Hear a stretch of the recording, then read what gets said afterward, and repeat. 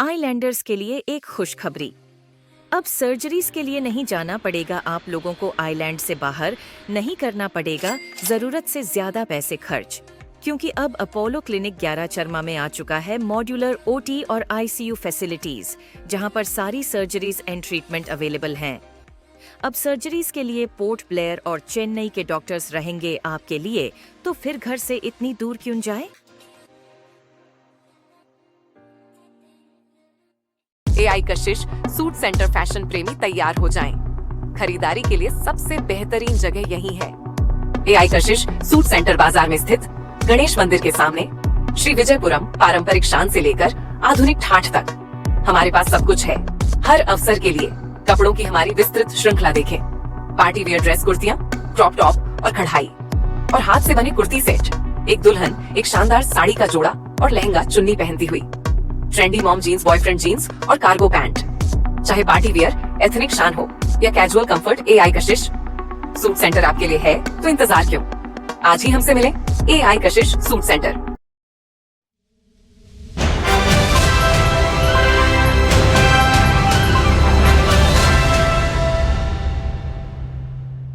नमस्कार, सभी प्रेस बंधुओं का यहाँ पर स्वागत है। और सबसे पहले नए साल का मुबारकबाद देता हूँ सभी को। साथ ही साथ आज जो एक प्रेस कॉन्फ्रेंस हम लोग बैठे हैं, ज़रूर कुछ मुद्दा पर हम लोग बात करेंगे। सबसे पहले हमने यहीं से 2-3 दिन पहले नॉर्थ एंड मिडिल गया था। उस सफ़र में हमने देखा, जब बाराटन से शुरुआत हुआ सफ़र, तब उस समय में हमने देखा कि हमारा जो NH4 रास्ता है, ये NH4 रास्ता का जो दोनों साइड जब जा रहा था दिखाई देता था खाली रिटेनिंग वॉल। रास्ता का हालत इतना ख़राब है, इतना ख़राब है, इतना ख़राब है कि अब पूछो मत।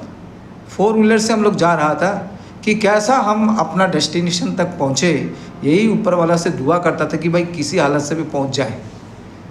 लेकिन रास्ता का दोनों साइड में दिख रहा है कि 2 मीटर चौड़ा और 4 मीटर हाइट, ऊपर में आपका टॉप में 1 मीटर, कोई जगह में 60 सेंटीमीटर, कोई जगह 50 सेंटीमीटर, इतना करके 500, 200, 300, 400 जो मर्जी आपका रिटेनिंग वॉल दिखाई देगा।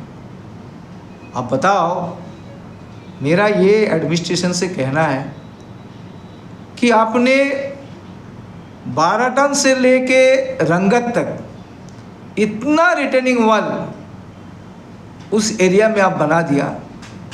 कई 100 करोड़ का रिटेनिंग वॉल बना दिया आपने, जबकि उस तरह 10 रोड बन सकता है। वो पैसा से 10 रोड बन सकता है। जितना किलोमीटर है, आपको 60 से 80 किलोमीटर होगा, वो 80 किलोमीटर इजीली बन सकता है, लेकिन रोड नहीं बना अभी तक। इतना तकलीफ से आदमी लोग जा रहा है, इतना तकलीफ से जा रहा है। लेकिन आपको दिखाई देने से आपको आँख से आंसू आएगा कि भाई रिटेनिंग वॉल इतना पैसा का हो गया, इतना करोड़ों का, रास्ता क्यों नहीं बना? रास्ता अभी भी वही मिट्टी का रास्ता है। तो ये बहुत बड़ा कोई ना कोई इसी का अंदर में कुछ ना कुछ चल रहा है। एडमिनिस्ट्रेशन से हमारा निवेदन है, CS साहब से, अब नया CS साहब आया है, LG साहब तो निकालते नहीं है, कोई बात नहीं है, लेकिन जो नया CS साहब हैं, मैं उनसे निवेदन करता हूं कि आप बाई रूट जाइए। कांग्रेस अध्यक्ष ऐसा क्यों कहा? आप बाई रूट जाइए, अब जाके ज़मीनी जो हकीकत है वो देखिए कि इतना रिटेनिंग वॉल क्यों बना है यहाँ पे। 50 साल से तो कोई रिटेनिंग वॉल था नहीं वहाँ पे, फिर भी लोग चलते थे, फिर भी बस चलते थे, सारे सब कुछ चल रहा था। इतना रिटेनिंग वॉल और इतना ड्रेन आज तक नहीं हुआ है। आप खाली केवल दिखाई देगा ड्रेन, रिटेनिंग वॉल, लेकिन रास्ता बिल्कुल नहीं, मिट्टी का रास्ता है। आप रंगत के बाद डिगलीपुर तक जाओगे, मेरा कहना यही है, रंगत से लेकर आप डिगलीपुर तक जाओगे, आप रास्ता कंप्लीट हो गया। कुछ ना कुछ कोई तरीका से रास्ता तो कैसा भी बना दिया उसमें, लेकिन एक भी रिटेनिंग वॉल और आपको ड्रेन आपको नहीं दिखेगा रास्ता में, बहुत कम। आपको 150-200 किलोमीटर आप जाओगे आप डिगलीपुर तक पहुंचोगे तो उसमें ना का बराबर है आपको, लेकिन रास्ता बन चुका है। कम से कम लोग तो जा सकता है रास्ता में, गाड़ी लेकर तो पहुंच सकता है डिगलीपुर। लेकिन यहां पे क्या हुआ, ये रंगत तक पहुंचने के लिए आदमी का हालत खराब है। सारा गाड़ी बस जितना भी टायर एक्सीडेंट सब कुछ इसी के अंदर में है। लेकिन रास्ता नहीं बन रहा है, खाली रिटेनिंग वॉल बन रहा है, ड्रेन बन रहा है। एक क्या चीज़ का मामला है मुझे मालूम नहीं है। इसलिए हमारा ये निवेदन है कि एडमिनिस्ट्रेशन इसमें तहकीकत करे और इसके ऊपर भी इंक्वायरी हो जाए। जो भी कंपनी है, मेरा ये मांग है कि इसको सीबीआई इंक्वायरी करे, इसमें एंटी करप्शन इंक्वायरी करे कि मेरा बात का अगर गलत है तो मुझे सजा दे दे, लेकिन इसको इंक्वायरी ज़रूर करे कि क्या बात है ये, क्यों आज 8-10 साल से भुगत रहे नॉर्थ एंड मिडिल के लोग, और आप खाली केवल पैसा से खाली रिटेनिंग वॉल बनाया जाता है, वहाँ पे रास्ता नहीं बनता है। जबकि 10-10 रोड उसी तरह बन सकता है, लेकिन अभी तक वो रिटेनिंग वॉल नहीं बना है, वो रास्ता नहीं बना है। दूसरी बात,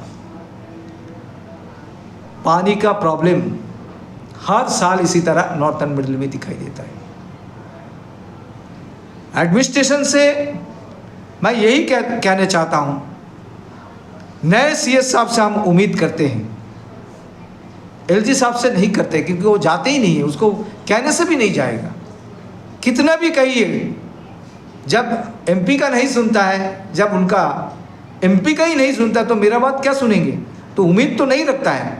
लेकिन सीएस साहब से हम उम्मीद करते हैं, जो नए हैं, कम से कम आप बाई रूट में जाइए, कोई गांव वाला से पूछिए, कोई गांव से लोगों से आप पूछिए, गांव में जाइए, भाई पानी कितना दिन तक आपको आता है हफ्ता में। पानी का किल्लत इतने ज़्यादा है नॉर्थ एंड मिडिल अंडमान में। आज मैं पिछले 2 दिन पहले रंगत में था। रंगत में अभी जनवरी महीना है, 3-4 दिन से पानी नहीं है, उसका कोई व्यवस्था नहीं है। कांग्रेस जमाना में जो कुछ भी डेवलपमेंट हुआ, उसका डैम वगैरह जो भी ये किया है वही किया है। आज ये 10 साल 12 साल से कोई एक काम पानी साधन के लिए कुछ भी नहीं किया, फ्यूचर कोई प्लान ही नहीं किया। जबकि पर्णशाला में बहुत बड़ा डैम का बनाने का एक प्लान था, पर्णशाला। जब पंचवटी में भी उसी तरह बड़ा डैम का प्रोविज़न था बनाने का। कुरंगनाला रिवर का ऊपर में भी बहुत बड़ा डैम का बनाने का प्रोविज़न था, लेकिन आज तक ये वर्तमान के जो सरकार है, एडमिनिस्ट्रेशन है, ये कभी भी पहल नहीं किया है। जिसके लिए भुगत कौन रहा है? नॉर्थ एंड मिडिल अंडमान के लोग भुगत रहे हैं। पानी जनवरी महीना है, अभी तो पोर्ट ब्लेयर में एक दिन छोड़ के एक दिन पानी है। क्यों एक दिन छोड़ के एक दिन पानी होना? पानी हर रोज होना चाहिए, हर रोज चाहिए। क्या सरकार इतना नहीं कर सकता है? आज नॉर्थ एंड मिडिल का जो पानी का जो प्रॉब्लम है, आज अभी से आपको 2 दिन बाद एक दिन, 3-4 दिन गायब। पानी का इतना प्रॉब्लम है, आपको मालूम होगा रंगत के निवासी के लिए इतना ज़्यादा प्रॉब्लम है। आप लोग देखा होगा, रंगत ब्रिज देखा होगा, रंगत ब्रिज देखा होगा आप लोग, कोई भी आप लोग जो भी यहाँ पे बैठा, रंगत ब्रिज के नीचे से पानी लेता है। वो पानी कहाँ से आता है? पर्णशाला का पानी, पर्णशाला का रिवर से आता है। वो रिवर वहीं से जाता है, वो पानी को लेके सबरी जो डैम है, वो सबरी में डैम में, वहाँ में जो वाटर टैंक है उसी में डालते हैं। डाल के उसको प्यूरीफाई करके फिर देता है। आप बताइए, सब ये जो पानी पर्णशाला का जो पानी वहाँ पे आता है, वो जो पानी लेता है, वो कहाँ होके आता है? वो मेडिकल रंगत CSC होके आता है। रंगत CSC जहाँ से पानी पीता है, वो नाली का, वो जो नाला है उसी का बगल ही है। जितना मेडिकल का वेस्टेज है वो पानी में जरूर आपको पानी में आता है।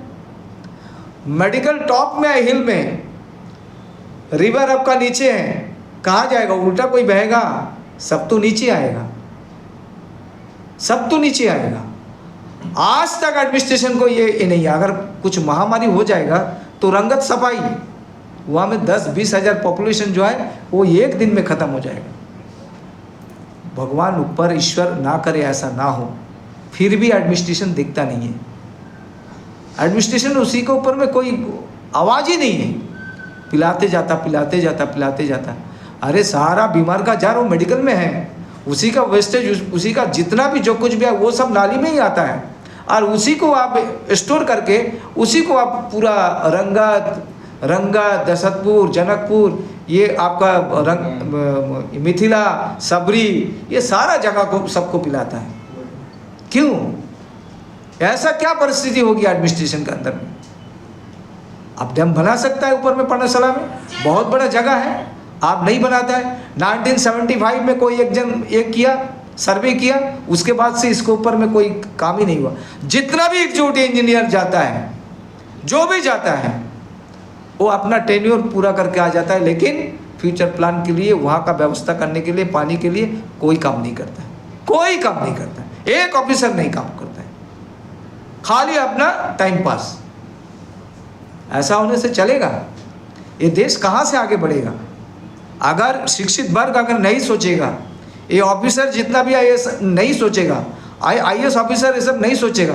आईएएस को क्या है, मेलैंड से आता है, 1 साल 2 साल 3 साल, ज़्यादातर इसके ऊपर नहीं रहेंगे। इनको दिखता ही नहीं है, अंडमान को कोई चीज़ के लिए दिखता नहीं है। उसको क्या है, ये तो आता है अपना टाइम पास करता जाता है। तो अगर हम विश्वास करते कि शिक्षित वर्ग के ऊपर में आईएएस ऑफिसर बहुत अच्छा इंसान होगा, हम लोग सोचता है कि ये इंसान पूरा देश को आगे करेगा, ये समाज को आगे करेगा, हमारा गांव वाला का सबको सुविधा होगा, जो अनपढ़ है, जो अनडेवलपमेंट गांव है उसको डेवलपमेंट होगा। वही तो हम लोग सोच है कि आज आईएएस ऑफिसर को मेलैंड से लेके आके यहाँ पे बैठा है, सब जितना बंगला से लेके सारा सुविधा सब कुछ देके, सारा सब कुछ देके सरकार बैठा है यहाँ पे कि भाई कम से कम हमारा इस द्वीप का विकास होगा, हमारा गांव का लोगों का भला होगा। लेकिन होता क्या है वास्तव में? क्या होता वास्तव में? तो कुछ नहीं होता। ये अपना टाइम पास करता है, 3 साल में चले जाता है। हम निवेदन करता है एडमिनिस्ट्रेशन से, सारे ऑफिसर से, जो जो जिम्मेदारी है, जो जो जिम्मेदारी आपने निभाता है, उस जिम्मेदारी को अच्छा से आप लोग निभाइए, ताकि हमारा देश के लोग जो है, अगर ऐसा परिस्थिति होगा तो फिर और विश्वास बोल के कोई आईएएस ऑफिसर के ऊपर में कोई विश्वास ही नहीं रहेगा, कभी नहीं रहेगा, क्योंकि ऐसा हर कोई करता है। आज पानी का ये प्रॉब्लम हो गया। आने वाला टाइम में, पिछले समय जब कांग्रेस के ज़माना में ये सब किया था, उस टाइम में कई पकड़ो 10,000 पॉपुलेशन था, आज बढ़ के कम से कम 20-25-30 हज़ार पॉपुलेशन हो गया। सेम टाइम में तो उसको कवर नहीं कर सकता है, उतना ही साधन को अब कैसा सबको देगा? इसलिए 2 दिन 3 दिन बाद जो है इसको पानी देता है। तो इसको आगे बढ़ाना है, यही हमारा कहना है कि आता है अभी मार्च महीना में, क्या होगा मालूम नहीं है। एक गांव में 7 दिन बाद पानी मिलेगा, ऐसा परिस्थिति आता है वहाँ पे। तो ये प्रॉब्लम कौन किया? ये प्रॉब्लम तो एडमिनिस्ट्रेशन किया, यहाँ का आईएएस ऑफिसर किया, यहाँ का एलजी साहब किया। आज सारा जगह में इसके लिए रिस्पॉन्सिबल ये सारे ऑफिसर हैं, गांव वाला नहीं है। गांव के लोग क्या सोचता है कि हमको एक बार एक पानी मिल जाएगा टाइम से, थोड़ा रास्ता मिल जाएगा, थोड़ा बत्ती मिल जाएगा, यही तो चाहता है। बाकी सरकार से क्या कहता है? सरकार कुछ खिलाता नहीं, देता नहीं, क्या है, कुछ तो नहीं देता, लेकिन वो भी उनका नसीब में नहीं है। आज ये 10-15 साल से ये परिस्थिति हुआ है। साथ साथ आप देखिए, और एक तीसरा मुद्दा में जो है आपका अनएम्प्लॉयड जो सोसाइटी है। आज अंडमान निकोबार में 70 पंचायत है। ये पंचायत के अंदर में कई 100 सोसाइटी है यहाँ पे जो अनएम्प्लॉयड यूथ है, उनको द्वारा जो है हमारा जो प्रधान लोग है, समिति है, जिला है, ये जिला में जो है आपको इस लोग काम करता है सोसाइटी में। भाई मैं ये कहता हूँ एडमिनिस्ट्रेशन से, कौन ये जो शिक्षित वर्ग है, पिछले जो सीएस साहब हैं केशव चंद्र जी, उन्होंने कोई नोटिफिकेशन नहीं निकाला कि इसको बंद करो करके। उन्होंने बोला कोई एक प्रधान लोग ऐसा गलत काम कर रहा है कि सोसाइटी में इन्वॉल्व है, काम चलाता है। ऐसा बोला मीटिंग में, इसको बंद होना चाहिए। वो पार्टिकुलर प्रधान को बोला या इसको बंद होना चाहिए, वो गवर्नमेंट सर्वेंट को बोला कि इसको बंद होना चाहिए। आज आप तहकीकात करो, आप लोग तो प्रेस के लोग हैं, आप पूछिए अंडमान निकोबार में कि ऐसा एक परिस्थिति आया कि अंडमान निकोबार का 70 पंचायत में ही पूरा वर्क ऑर्डर बंद है। क्या एडमिनिस्ट्रेशन दिखता नहीं है? ये एडमिनिस्ट्रेटर के पास में खबर नहीं है, वर्तमान सीएस का पास में खबर नहीं है, वर्तमान हमारा एलजी साहब का पास में खबर नहीं है, बाकी सेक्रेटरी का पास में खबर नहीं है। क्यों? जो गलत किया, हम भी ये कहते हैं, जो गलत किया उसका सजा दो, उसका सजा होना चाहिए। लेकिन बाकी पंचायत वाला क्या किया, बाकी अनएम्प्लॉयड यूथ क्या किया? इसके लिए जो नीडी है, जो यूथ को ज़रूरत है, वो बेचारा क्या किया, वो कहाँ जाएंगे? ऐसे तो आपके पास नौकरी नहीं है, सारा तो प्राइवेटाइजेशन कर दिया और नौकरी मिलने वाला नहीं है। वो बीजेपी बोले और कोई भी बोले कि हम नौकरी देंगे, कभी नौकरी दे नहीं सकता, क्योंकि मोदी सरकार सारा प्राइवेटाइजेशन कर दिया। कहाँ से नौकरी होगा? आज जो काम, जो मिलने वाला काम है अनएम्प्लॉयड यूथ को, जो करके अपना रोटी रोजी चलाने का जो वो सोच है, वो भी तो ख़त्म होता है। आज 70 पंचायत में वर्क ऑर्डर बंद है। आप सोच के देखिए, ये कितना बड़ा दर्दनाक है कि आज सारा वर्क ऑर्डर बंद होगा। एक गांव का अनएम्प्लॉयड यूथ जाएगा कहाँ? ये आने वाले दिन में वो चोरी करेगा, आने वाला दिन में डाका डालेगा, आने वाला दिन में कोई गलत काम करेगा। इसके ये कौन कराता है? ये तो एडमिनिस्ट्रेशन कराता है, ये तो सीएस साहब लोग कराता है। कोई वार्डर नहीं, कुछ नहीं है, कैसे मुंह बोला बता दिया। सारा एग्जीक्यूटिव इंजीनियर, असिस्टेंट इंजीनियर, सारा सब इंजीनियर लोग सब एस्टीमेट बनाना बंद कर दिए। क्यों? ऐसा होता है क्या कभी? ये तो ऐसा एक राज चल रहा है एडमिनिस्ट्रेशन का अंदर में, पूरा ऐसा एक खोप चल रहा है ऑफिसर का कि सीएस को इतना मानता है, इसको खाली एक मुंह से बताया कि ये होना नहीं चाहिए, उसके लिए एक वार्ड में सारा अंडमान बंद। अब सोच के अब बताइए, इससे बीजेपी चुप, बीजेपी का कार्यकर्ता चुप, बीजेपी का संगठन चुप, बीजेपी का एमपी चुप। क्या है? जो देश में, जो द्वीप में एक एलजी से बात करने के लिए एक एमपी को धरना देना पड़ता है, वो जगह में कुछ बनने वाला है? हम सोच सकता है? ये सोचना भी बड़ा मुश्किल हो गया।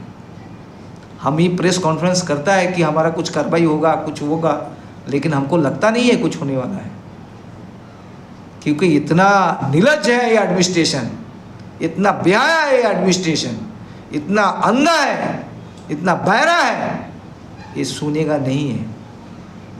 तो क्या करें?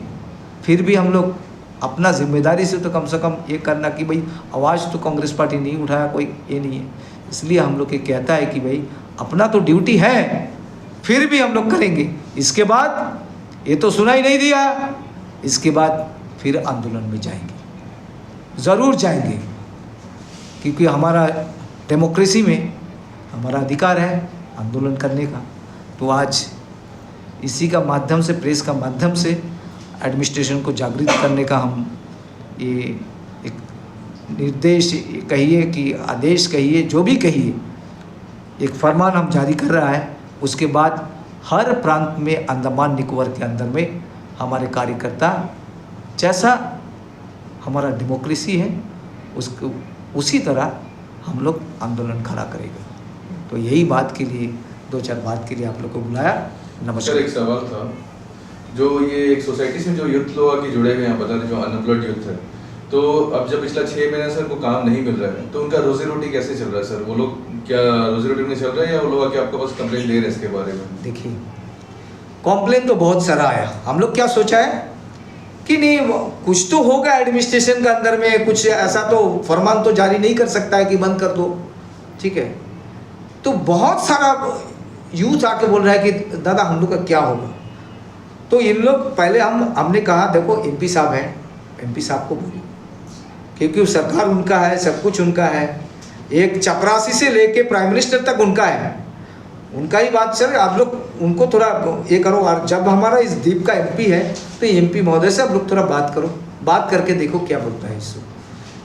फिर भी उसका संगठन से भी बात करना, भाई उस लोग अच्छा है, उस लोग से थोड़ा बात करके देखो भाई, ये तो सब में, ये तो केवल बीजेपी कांग्रेस नहीं है। बीजेपी कांग्रेस तब बनता है ना भाई, पेट में भूखा है तो बीजेपी कांग्रेस कहाँ से चलेगा। तो बोला ये तो अपना रोटी रोजी का मामला है, आप लोग जाके पूछिए। तो इन लोग बातचीत किया है, फिर इन लोग इसको आश्वासन दिया यूथ लोग को कि भाई आज होएगा, कल होएगा, बात करता है, देखता है। फिर कोई भी हमारा बाकी जो नेता लोग वहाँ पे है वो भी बोलते हो अमित शाह से भी बात करेंगे हम लोग, क्योंकि कोऑपरेटिव यूनियन का सोसाइटी का ये सारा इंचार्ज यही है, बोला हम लोग अमित शाह जी से भी बात करेंगे। तो ये सब हम सुनाई देता है, लेकिन करते करते तो 3-4-5 महीना बीत गया। तो सर ये बिना कोई ऑफिशियल नोटिफिकेशन इतना बड़ा स्टेप कैसे उठा सकते हैं लोग? देखिए पहले ये सब ये तो हो ही नहीं सकता है, लेकिन पहले क्या हुआ, अभी 1 महीना पहले जो है, 1-2 महीना पहले हुआ, नॉर्थ एंड मिडिल बंद किया। पहले एक साथ में जैसा साउथ अंडमान 19 पंचायत को ऊपर में अफेक्ट हुआ, वो टाइम से लेके पहले 2-3 पंचायत बंद किया, उसके बाद कोई यही बंद किया, फिर इंजीनियर का अंदर में खूब पैदा हो गया, हम करता है बाकी मेरा साइड में जो वो नहीं कर रहा है। फिर एग्जीक्यूटिव इंजीनियर सुन लिया कोई जगह में, अरे भाई वो नहीं कर रहा है, ये कर रहा है, तो ऑफिसर का अंदर में भी तो डर है ना, क्यों हम जाके पंगा लेगा भाई, हमको आस्ते आस्ते क्या हुआ, ये 6 महीने के अंदर टोटली बंद कर दिया, और कुछ नहीं है, टोटली बंद कर दिया। अभी एक दूसरे से बात करते करते सब बंद कर दिया, नहीं तो चलता था। ये पिछले महीना 1-2 महीना हुआ है नॉर्थ मिडिल बंद हुआ। और क्या कांग्रेस पार्टी सर आने वाले टाइम में इसके लिए कोई धरना करने वाली है? जरूर करेगा। धरने का क्यों आप ऐसा बोल रहे हैं कि कांग्रेस जरूर जमीन में उतर के काम करेगा। हम अनएम्प्लॉयड के लिए हम लोग हैं, हमारा इस द्वीप का बच्चों लोग के लिए हम लोग हैं, हर व्यक्ति के लिए कांग्रेस तत्पर है कि हम लोग छोड़ने वाला नहीं है। आज तो प्रेस कॉन्फ्रेंस हुआ है, आप लोग को ये बता दिया, अगले स्टेप हमारा जरूर रहेगा, आप देखते रहिए। Thank you.